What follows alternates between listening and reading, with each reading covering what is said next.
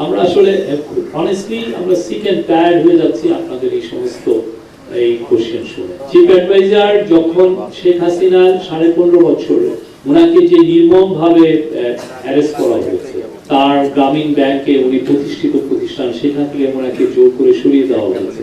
তার নামে উনি 6 তলা, আপনি তো জানেন, স্টিপ একটা সিঁড়ি, আমি ওখানে উঠেছি, এবং ওনার যিনি তাকে চেয়ারে করে নিয়ে উপরে উঠানো হয়েছে।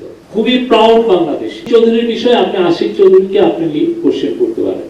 উনি হয়তো 17 তারিখে যখন শপথ পড়ানো হয়ে যাবে, উনি ফিরে এসে দেখবে যে নতুন একটা কাজে জয়েন করে। লাইফটা ডেডিকেটেড ছিল হচ্ছে পভার্টিকে কিভাবে এরাডিকেট করা যায়, সেই কাজটা উনি এখন পর্যন্ত করছেন, আগামী দিনগুলোতে উনি করবেন। এছাড়া ওনার এনভায়রনমেন্ট একটা বড় ইস্যু, সেই বিষয়ে যাতে নেট জিরো কার্বন এমিশন আমরা যেতে পারি, কারণ পৃথিবীকে তো বাঁচাতে হবে।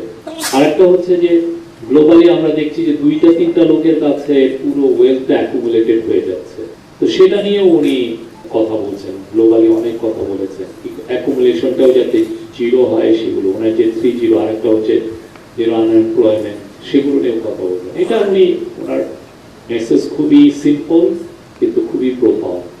আপনাদের আন্ডারস্ট্যান্ডিং, আপনাদের ইনভেস্টিগেশন আমাদের অনেক ক্ষেত্রে সরকারকে বা জনগণকে আরো জানাতে, আরো বেটার ইনফর্ম করে।